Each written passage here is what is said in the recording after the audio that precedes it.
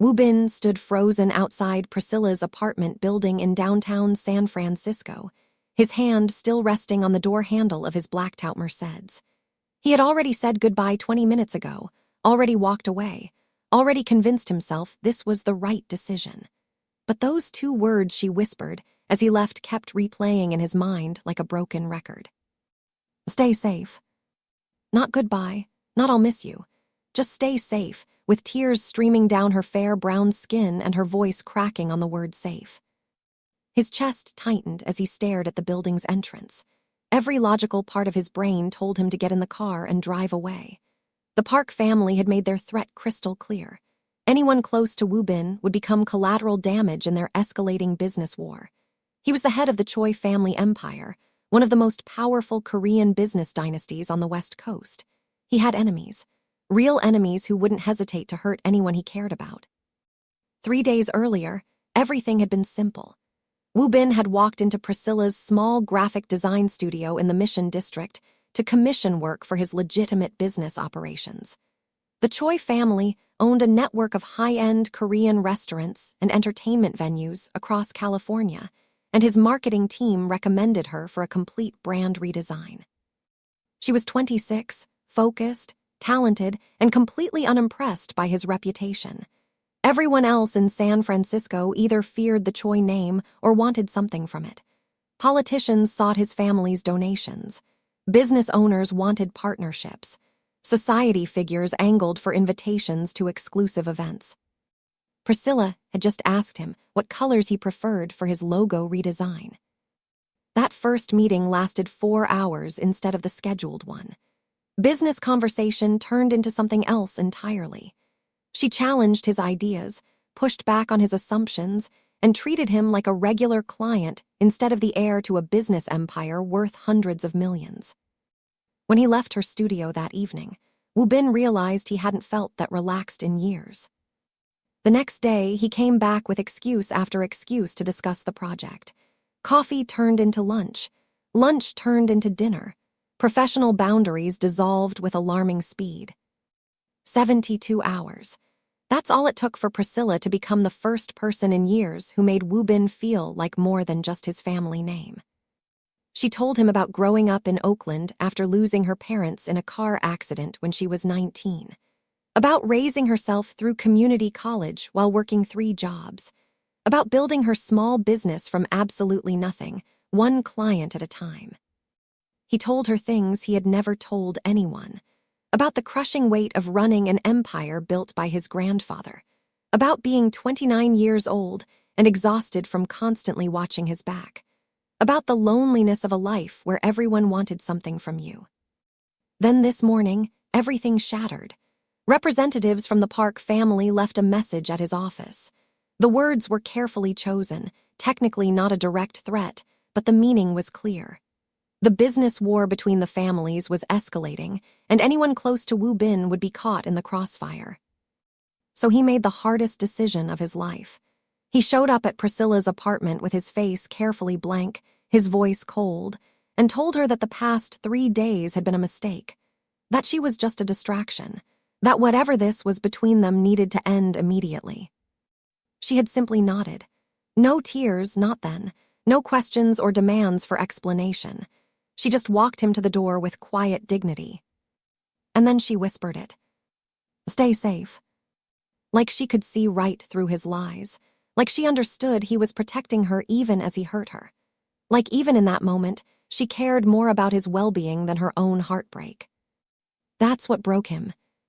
Wu Bin turned away from his car and walked back toward her building.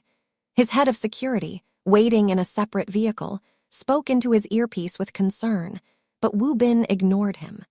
For once in his carefully controlled life, he was going to make a decision based on what he wanted instead of what was strategically smart. He pressed the buzzer for her apartment. Yes, her voice came through the intercom, rough like she had been crying. It's me, please let me up. Long silence, then the door buzzed open. Priscilla stood in her doorway on the 3rd floor, mascara streaked down her face, wearing sweatpants and an oversized shirt. She clearly had not expected to see him again. The sight of her pain he had caused, made Wu Bin's carefully constructed walls crumble completely. "I lied," he said before she could speak. "About everything I said earlier, I lied." She crossed her arms, protective. "Then why did you say it?" "Because this morning I received a message from the Park family. They know about you. They threatened anyone in my life who matters to me." He ran a hand through his hair, his usual composure completely gone. "The Parks and my family have been rivals for 15 years over a business deal that went bad in Los Angeles. It's gotten worse lately, more aggressive. I thought if I pushed you away, if I ended this before it really started, you would be safe." "That's not your decision to make alone," Priscilla said quietly. I know that now." Wu Bin stepped closer. "I came back because someone who has known me for 3 days just showed more genuine concern for my safety than people I have known my entire life. You told me to stay safe even after I hurt you, and I realized that I am tired of making every decision based on fear." Priscilla studied his face for a long moment. Then she stepped back and led him into her small apartment. They talked until sunrise painted the San Francisco sky in shades of orange and pink. Wu Bin told her everything about the Choi family business, about the legitimate operations, and the complicated politics with other Korean families, about the Park rivalry and what the threat actually meant. Priscilla listened to all of it, then said something that surprised him. "I grew up in East Oakland. I know what danger looks like. I have had friends hurt by gang violence. I have walked home alone through neighborhoods where I had to stay alert every second." She met his eyes directly. "I understand the risk you are talking about, but I also understand that I get to make my own choices about what risks I am willing to take." "This is different," Wu Bin argued. "These are not random street criminals. The Park family has resources and reach. And I am not some helpless person who needs you to make decisions for me." Her voice was firm, but not angry. "If you want to end this because you do not actually care about me, then fine. I am a grown woman and I will handle it. But do not end it because you think you are protecting me without even asking what I want." Wu Bin felt something in his chest loosen. "What do you want?" "I want to know if what I felt the past 3 days was real. I want to know if you actually care about me or if I was just convenient." She paused. "And I want you to trust me enough to let me make informed decisions about my own life." "It was real," he said immediately. "Every moment was real, and that is exactly why I am terrified." They agreed to try, but carefully, secretly, just until Wu Bin could find a way to neutralize the Park family threat and ensure Priscilla's safety. For 2 beautiful weeks, they stole moments together. Secret dinners in his private penthouse in Atherton, one of the wealthiest communities in America, where privacy was guaranteed. Late nights in her studio where she worked on his designs and he sketched building plans, sharing the architectural dreams he had abandoned for family duty. Wu Bin showed her sides of himself he kept buried. The man who still drew building designs in rare, quiet moments. The person who donated anonymously to Oakland youth programs. The son who visited his grandmother every Sunday without fail. Priscilla showed him her world too. The community that had raised her after her parents died. The small business owner network she belonged to. The dreams she had of one day opening a nonprofit to teach design skills to underprivileged kids. It was perfect until it was not. Priscilla called him on a Tuesday afternoon, her voice shaking. "Someone vandalized my studio." Wu Bin was there in 15 minutes. The studio had not been robbed. Equipment was untouched. Client files were intact, but spray-painted across her main workspace in red paint were the words, "Bad company brings bad luck." The Park family knew about her, and they wanted both of them to know it. Wu Bin immediately moved Priscilla to a secure location. A private residence in Palo Alto that he owned but never used. The house was beautiful, surrounded by the kind of quiet wealth that defined Silicon Valley's most exclusive neighborhoods. It was also a cage, and both of them knew it. Priscilla was furious, not at the vandalism or even the threat, but at having her entire life disrupted. Her studio was closed temporarily. Her clients were being redirected. Her independence was gone. This is exactly what they want. she argued as Wu Bin's security team swept the Palo Alto house for the third time. They want you isolated and making decisions from a place of fear. They want you dead. Wu Bin's control finally snapped. Do you understand that? This is not some movie or a game. These are real people with real resources who have made it clear that hurting you is the way to hurt me. So what? Priscilla shot back. I am supposed to just hide here forever, give up everything I built because your family has enemies. Yes, the word came out harsher than he intended. Yes, you hide here until I fix this, until I make sure you are safe. I did not ask you to fix anything. I asked you to trust me.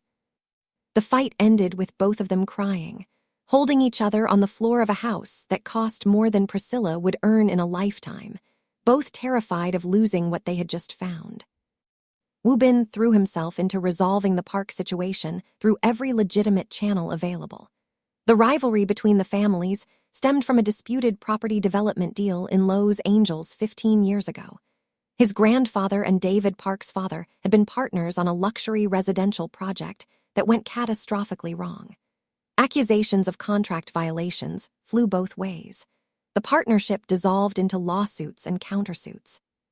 For 15 years, the two families had been locked in a cold war of business competition, blocking each other's deals, poaching each other's partners. Nothing illegal, but relentlessly aggressive. Wu Bin met with his legal team daily, searching for some angle that would end the rivalry once and for all. Some settlement or compromise that would get the Parks to back off. Meanwhile, Priscilla refused to be a passive victim hiding in a luxury prison. She had built her business through research and hustle, and she applied those same skills to understanding the situation she was in. Using her laptop and access to public business records, she started digging into the Choi Park rivalry. She read through 15 years of news articles, business filings, and legal documents. She traced the original property development deal back to its inception.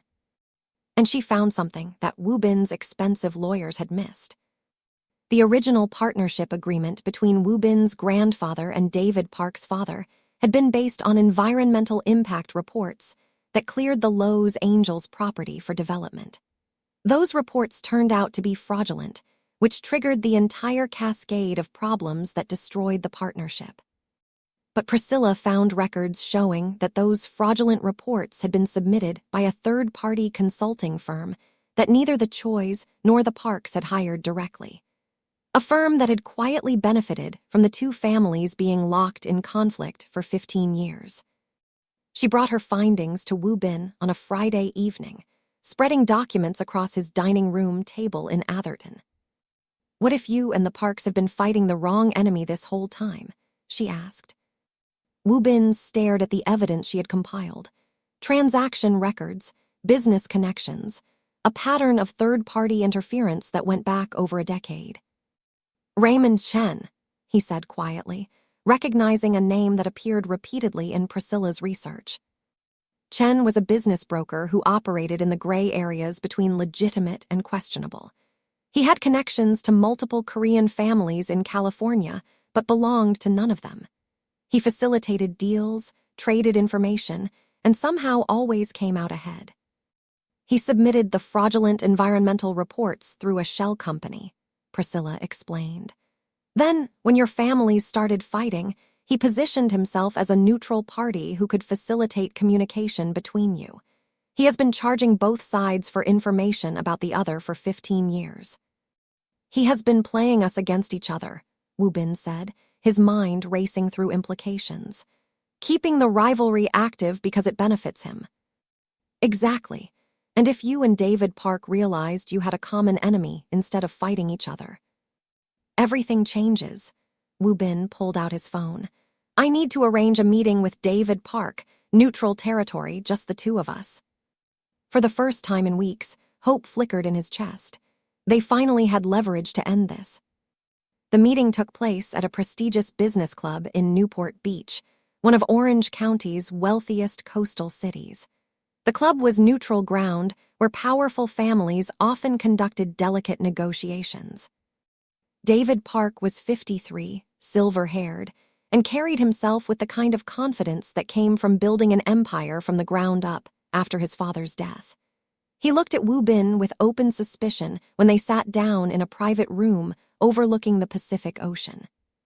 "You requested this meeting," David said.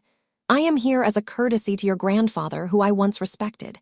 You have 30 minutes. Wu Bin laid out everything Priscilla had discovered. The fraudulent environmental reports, Raymond Chen's shell companies, the pattern of manipulation that had kept their families at war for over a decade. At first, David was skeptical. Then he started asking questions, detailed questions that showed he was actually considering the possibility. "Chen has been feeding me information about your family's business moves for years," David admitted. "Always accurate, always helpful. I never questioned where he got it." "He probably got it from my family the same way," Wu Bin said, "selling information both directions while we paid him to spy on each other." David was quiet for a long moment, staring out at the ocean. Then he said, "My father died believing your grandfather betrayed him. That belief poisoned the last 5 years of his life. If what you are saying is true, if Chen orchestrated the entire thing." "Then we have both been fools," Wu Bin finished, "and he has been profiting from it." They agreed to a temporary truce while they investigated Chen's involvement. David would access his family's records and communications with Chen. Wu Bin would do the same. They would meet again in 1 week. As Wu Bin drove back to the Bay Area, he felt something close to optimism. The park threat might actually end. Priscilla could return to her normal life. They could build something real without constantly looking over their shoulders. He called Priscilla from the car to tell her about the meeting. She did not answer. He tried again. Still no answer. A cold dread settled in his stomach. He called the security team stationed outside the Palo Alto house. "Is everything okay there?" "Yes, sir. All quiet. Ms. Brooks left about 2 hours ago with a female visitor. She said it was her cousin and that she would be back by evening." Wu Bin's blood went cold. "What cousin? Priscilla does not have any family." Silence on the other end. Then, "Sir, she seemed to know the woman. They were friendly. She went voluntarily." "Send me the security footage. Now." The video appeared on his phone within seconds. It showed Priscilla leaving the house with a woman around her age, stylishly dressed, talking and laughing like old friends. Wu Bin did not recognize her. He forwarded the footage to his intelligence team with orders to identify the woman immediately. Then his phone buzzed with a message from an unknown number. A photo of Priscilla, unharmed, sitting in what looked like a nice hotel room. She did not look scared, just confused. The message below the photo read, "She's safe. For now, let's talk business." Wu Bin's hands tightened on the steering wheel. Someone had taken Priscilla. Someone she trusted enough to leave with voluntarily. His phone rang. His intelligence chief. "Sir, we identified the woman from the footage. Her name is Jessica Brooks. She is Priscilla's cousin from her mother's side. They were close growing up, but had some kind of falling out about 3 years ago over their parents' estate." "Where is Jessica now?" "That is the interesting part. For the past 2 years, she has been working for Raymond Chen, administrative assistant at one of his consulting firms in San Jose." Everything clicked into place. Chen had not just been watching Wu Bin, he had been planning this. He knew about Priscilla, he knew about Jessica, and he had used their family connection to get to her. Wu Bin's phone buzzed again. Another message from the unknown number. "Here's how this works. You drop your investigation into my business affairs. You convince David Park to do the same. You both go back to your profitable little rivalry and forget you ever heard my name. Do that, and your girlfriend goes home safe. Keep digging, and she becomes collateral damage in a much bigger game. You have 24 hours to decide." Wu Bin immediately contacted David Park and explained the situation. He expected resistance or an "I told you so" about getting involved with someone outside their world. Instead, David surprised him. "Chen made fools of both our families for 15 years, David said, his voice hard with anger. "That ends now. We find the girl, then we finish this." They met at Wu Bin's main office in Cupertino, deep in Silicon Valley's tech corridor. David brought his head of security. Wu Bin had his entire intelligence team assembled. "Chen is a broker, not a fighter," Wu Bin said, studying the information they had compiled on Raymond Chen's operations. "He deals in information and leverage. He will not hurt Priscilla unless he thinks it benefits him." "But he will not hesitate if he feels cornered," David added. "We need to be smart about this." While they strategized, Priscilla was having her own revelation in a luxury hotel suite in Santa Clara. Jessica had brought her here under false pretenses, claiming she wanted to reconcile after their 3-year estrangement. Priscilla, who had lost everyone else in her family, wanted desperately to believe her cousin had changed. The truth came out within an hour of arriving at the hotel. "I am sorry," Jessica said, packing the suite's living room. "I am so sorry, Scylla, but I need this job. I need the money. You do not understand what it has been like." "What are you talking about?" Priscilla's confusion turned to cold understanding as Jessica explained about working for Raymond Chen, about being asked to reconnect with Priscilla and gain her trust, about the bonus Chen promised for delivering her. "You sold me out," Priscilla said quietly, "to your boss for money." "It is not that simple," Jessica's voice cracked. "I am in debt, real debt, medical bills from when Mom got sick before she died.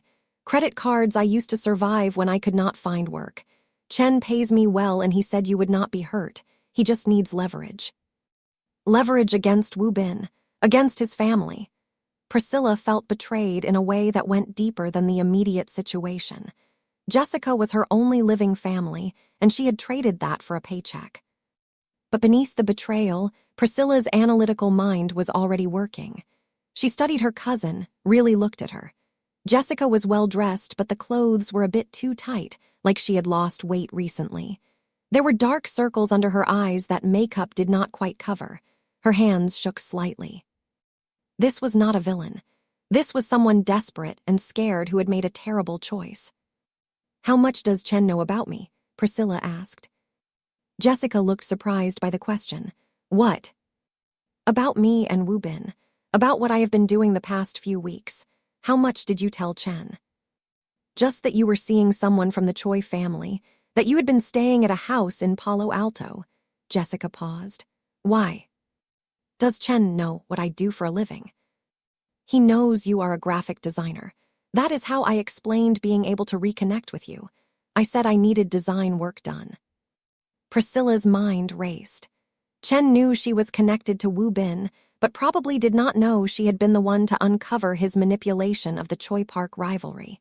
He thought she was just collateral, a weakness to exploit.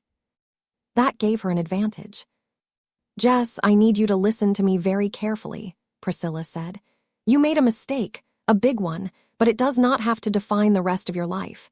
You can help fix this." "How? Chen is not the kind of person you cross.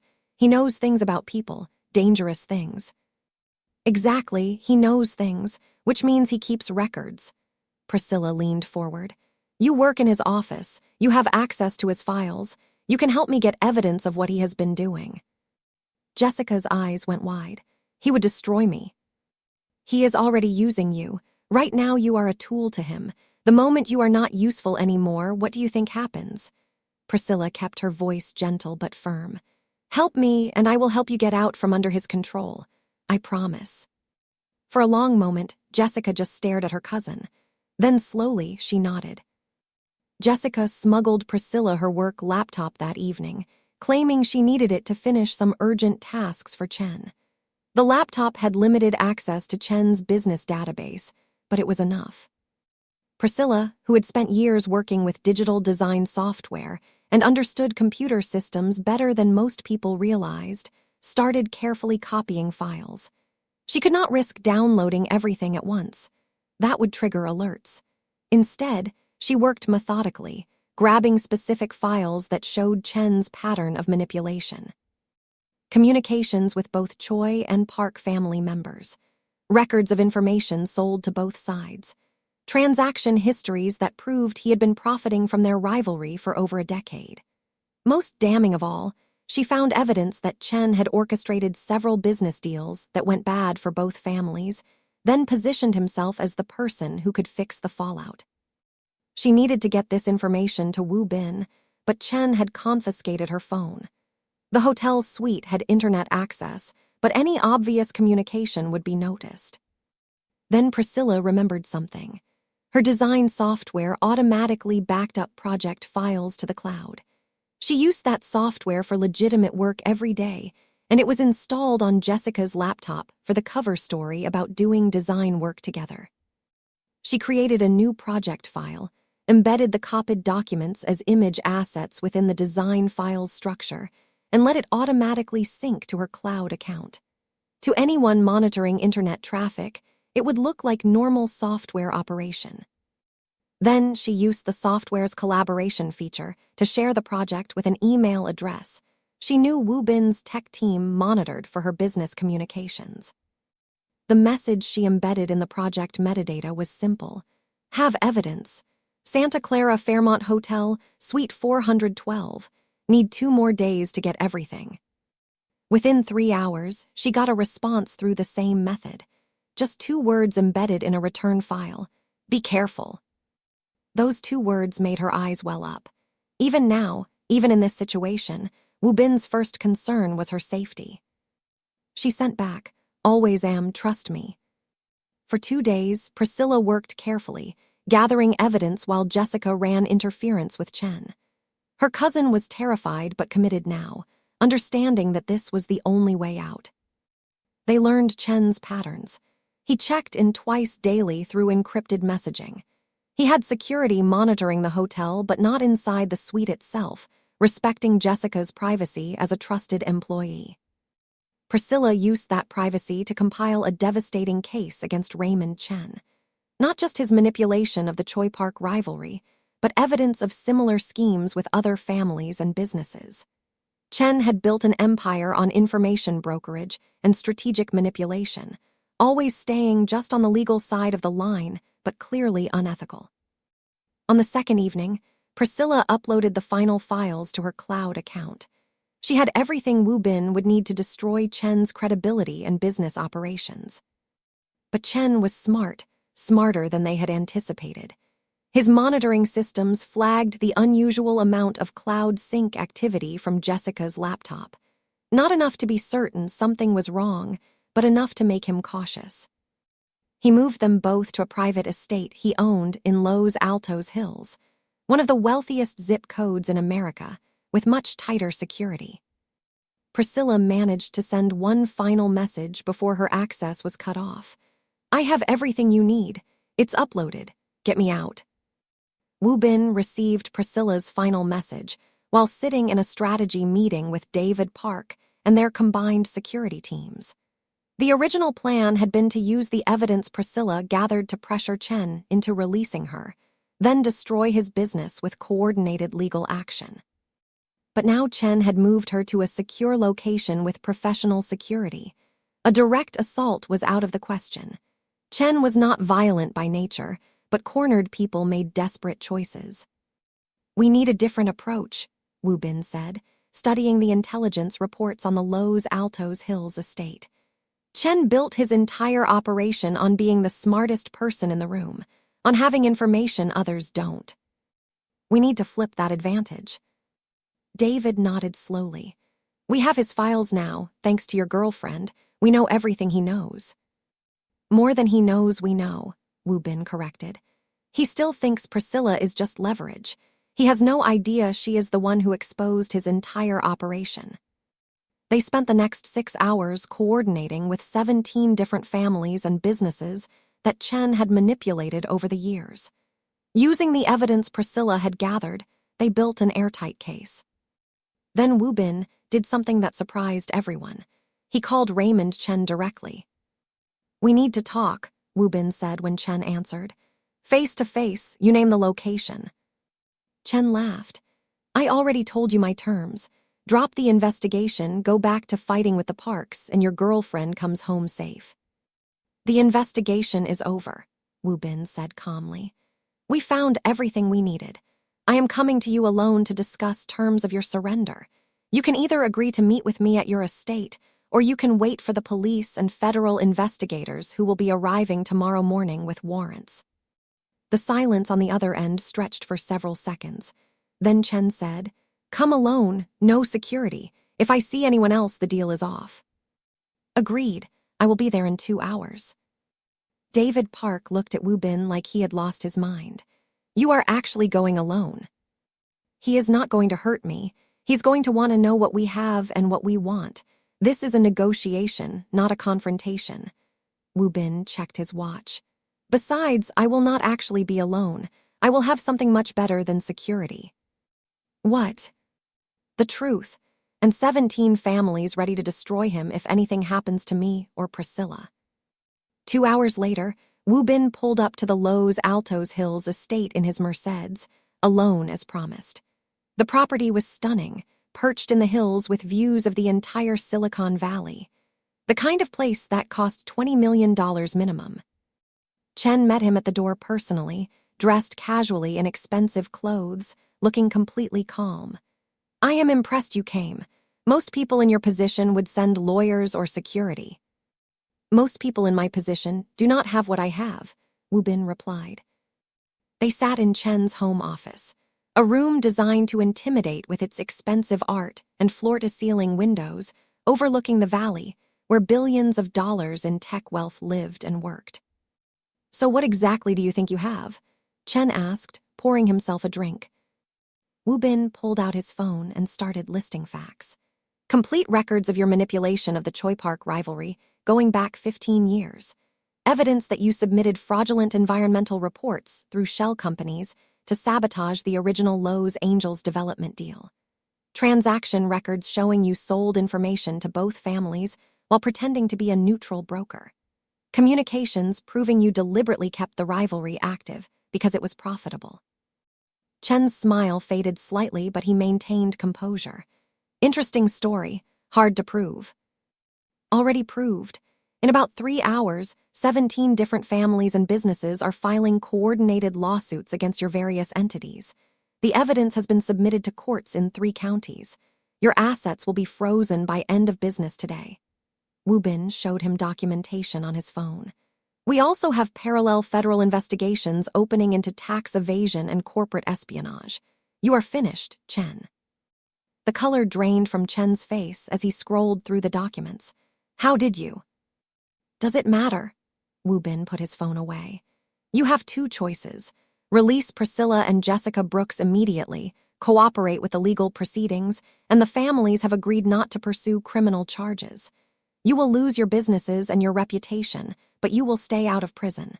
Fight this, and we make sure every illegal thing you have ever done gets investigated until something sticks." Chen set down his glass with a hand that shook slightly. His carefully constructed empire was crumbling, and he knew it. But even now, his mind worked for angles. "You really think you won?" Chen said bitterly. "You just showed every rival you have exactly how to hurt you. That girl is your weakness now. Today it was me, tomorrow it will be someone else." Wu Bin met his eyes steadily. "No, she is my strength. There is a difference. Weakness is building your entire life on manipulation and information because you are too scared to create something real. Strength is caring about someone enough to risk everything to protect them." He stood up. "We are done here. Priscilla and Jessica will walk out of this house in the next 5 minutes, or I make one phone call and criminal charges get added to every lawsuit. Your choice." Chen was beaten, and he knew it. He made a gesture to someone outside the office. "They are free to go." Priscilla appeared in the doorway moments later, with Jessica close behind her. When Priscilla saw Wu Bin standing there, calmly waiting like he had never doubted he would get her back, something in her expression crumbled. She ran to him. They held each other in the foyer of Raymond Chen's multi-million-dollar estate, both shaking with relief. Wu Bin buried his face in her hair, breathing in the reality that she was safe. She was here. She was okay. "You came back again," she whispered against his chest, echoing the words from that first night. "Always," he promised. "I will always come back." They walked out together, leaving Chen to face the destruction of everything he had built through lies and manipulation. The next 8 weeks were chaotic, but in the best possible way.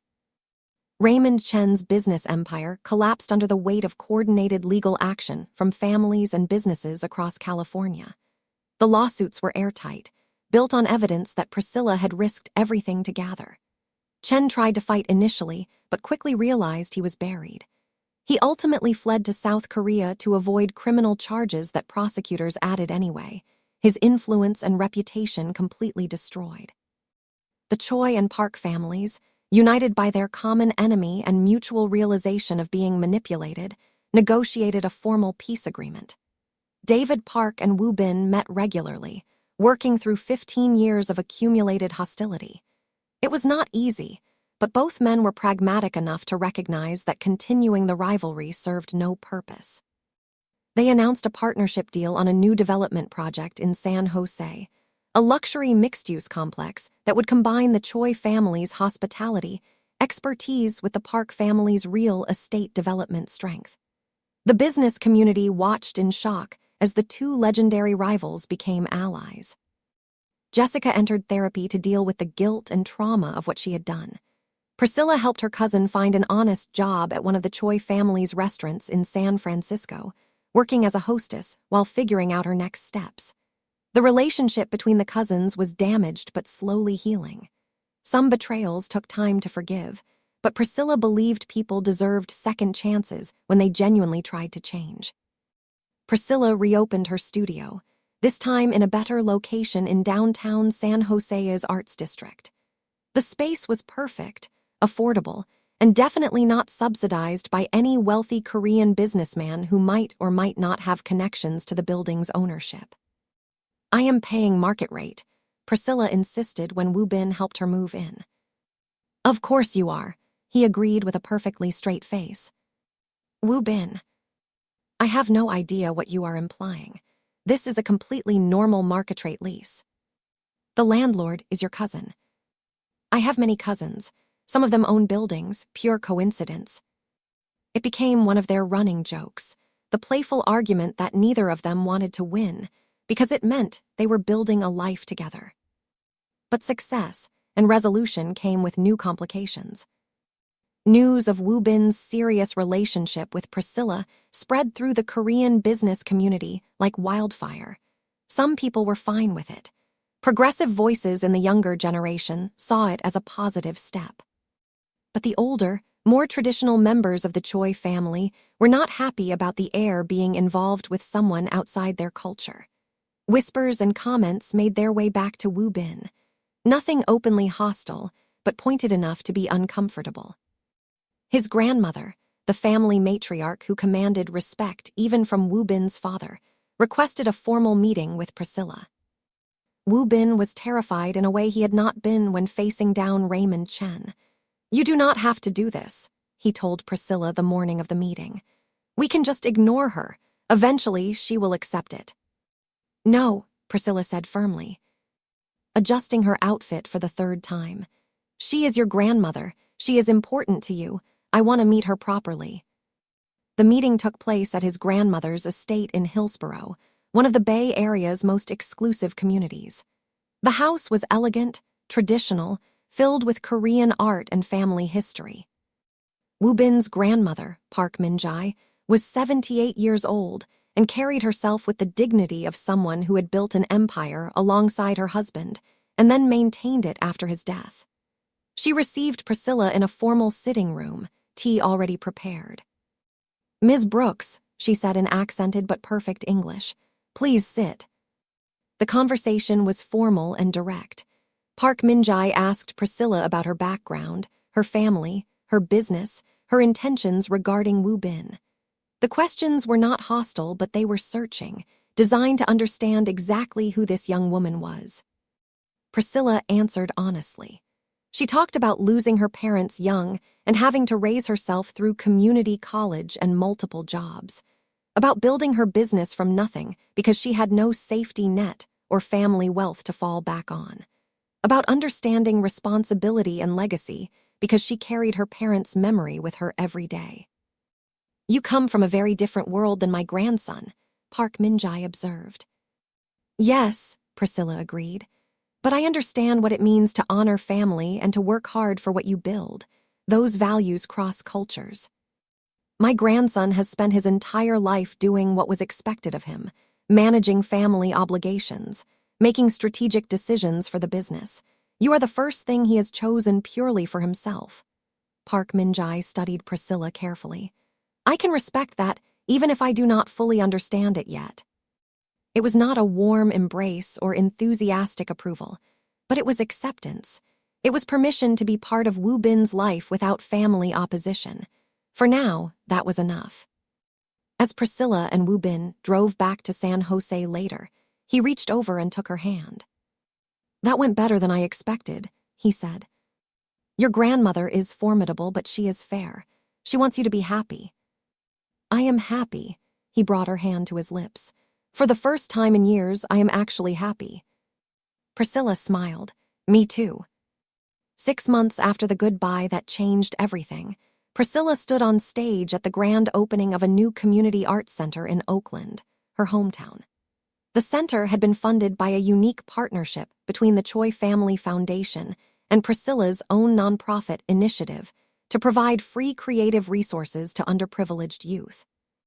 The building itself was beautiful, a converted warehouse in West Oakland that had been transformed into bright studios, classroom spaces, and a gallery. Local artists had contributed murals. Community members had volunteered hundreds of hours. Priscilla's speech talked about growing up in Oakland after losing her parents, about the community programs that had given her opportunities when she had nothing, about wanting to create that same chance for the next generation. Woo Bin stood in the crowd, watching her command the stage with confidence and passion. This was her vision brought to life, her dream of giving back to the community that had raised her.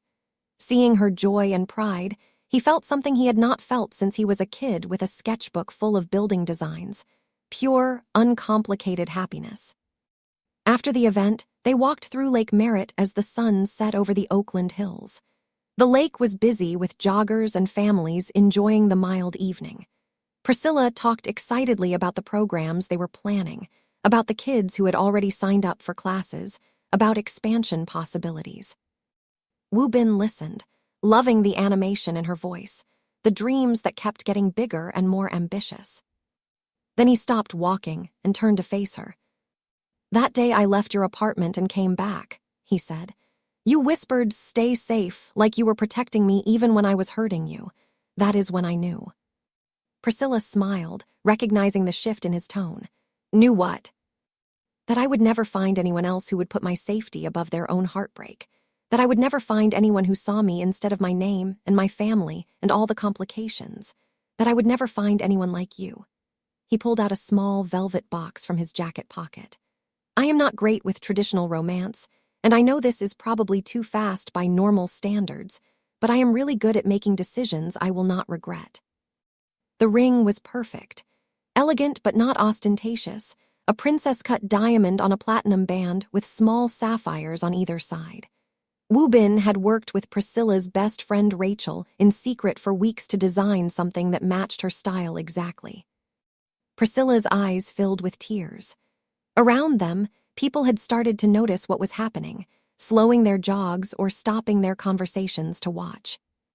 "Priscilla Brooks, will you marry me?" She did not even let him finish the question before she was saying yes, laughing and crying at the same time, kissing him as strangers around the lake applauded and cheered. The ring fit perfectly. Woo Bin slid it onto her finger and held her close, feeling like every crazy risk of the past 6 months had led to this exact moment. "I love you," Priscilla whispered against his shoulder. "I love you too," he said. "I will always come back to you."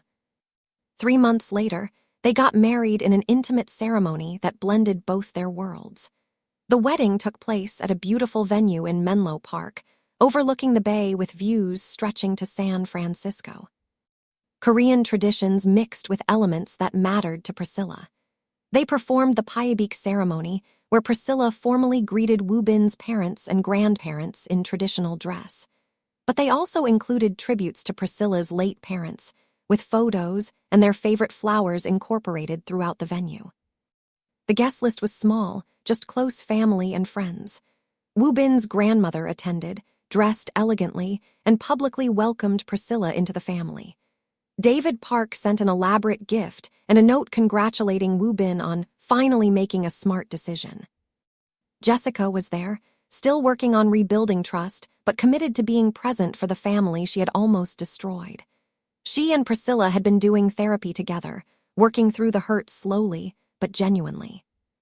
Rachel, Priscilla's best friend since college, served as maid of honor and cried through the entire ceremony. The vows they exchanged were personal and honest. Woo Bin promised to always come back, to never make decisions out of fear, to support Priscilla's dreams as fiercely as she supported his. Priscilla promised to always see him for who he really was, to face challenges together rather than letting him protect her alone, to build a life based on trust and partnership. When they kissed as husband and wife, the small gathering erupted in applause. The reception was a perfect blend of both cultures. Korean food alongside Priscilla's favorite Oakland soul food. Traditional music mixed with the R&B and hip-hop she loved. Speeches in Korean and English. Woo Bin's father, normally reserved and formal, gave a surprisingly emotional speech about how proud he was of his son for choosing his own path and finding genuine happiness. Rachel's speech made everyone laugh and cry, telling stories about Priscilla's determination and resilience over the years, about how she had built a life from nothing and never complained, just worked harder. As the evening wound down, Woo Bin and Priscilla stood on the venue's terrace, looking out at the lights of the Bay Area spread below them. "Did you ever imagine this?" Priscilla asked, leaning against her new husband. "6 months ago, when you were standing outside my apartment building trying to decide whether to leave or come back." "No," Woo Bin admitted. "I imagined worst-case scenarios and risk assessments. I definitely did not imagine this much happiness." "I am glad you came back." "So am I. Best decision I ever made was turning that car around." They kissed as lights twinkled across the valley. Two people from completely different worlds who had found each other against all odds and chosen to build something new together. In the months and years that followed, their life unfolded with the same blend of challenge and joy. Priscilla's studio thrived, eventually expanding to 3 locations across the Bay Area. Her nonprofit arts program grew, serving hundreds of Oakland youth annually. She became a recognized voice in the design community and a mentor to young entrepreneurs from underprivileged backgrounds. Woo Bin gradually shifted more family business operations to his younger brother, creating space to pursue architecture on the side. He designed several buildings, including 2 new Choi family restaurants that won design awards. The work brought him a satisfaction that pure business never had. Together, they bought a house in Saratoga, a beautiful community in the hills above Silicon Valley. The property had enough space for the family they planned to build and separate studios where both could create and work. They had 2 children, a daughter and then a son, who grew up bilingual and bicultural, comfortable in both their father's Korean heritage and their mother's Oakland roots. The Park-Choi partnership continued to grow. What started as a single development project expanded into multiple ventures. David Park became something like a mentor to Woo Bin, teaching him lessons from decades of business experience. Jessica completed her degree and eventually started her own small business with Priscilla's support and guidance. The relationship between the cousins fully healed over time, built on genuine effort and changed behavior. Years later, when people asked Priscilla about how she and Woo Bin got together, she always told the story the same way. "He said goodbye because he was trying to protect me. I told him to stay safe because I cared more about him than my own hurt feelings, and he decided that staying safe meant staying with me." Woo Bin, listening to her tell the story for the 100th time at a dinner party in their Saratoga home, always added the same ending. "Best decision I ever made was turning that car around. Second best decision was asking her to marry me. Third best was trusting her enough to let her make her own choices about risk and safety." "What is the 4th best decision?" someone always asked. Woo Bin would look at his wife, at the life they had built together, at their children playing in the next room, and smile. Every single day I decide to choose her again. That is the fourth best decision, and the fifth, and every decision after that. Because sometimes the bravest thing you can do is not walking away from danger. Sometimes it is racing back toward the person who makes you feel safe enough to be yourself, who sees past your reputation to who you really are, who whispers, "Stay safe," when they should be slamming the door in your face. Sometimes the goodbye that changes everything is the one you refuse to accept. And sometimes, love really does conquer fear.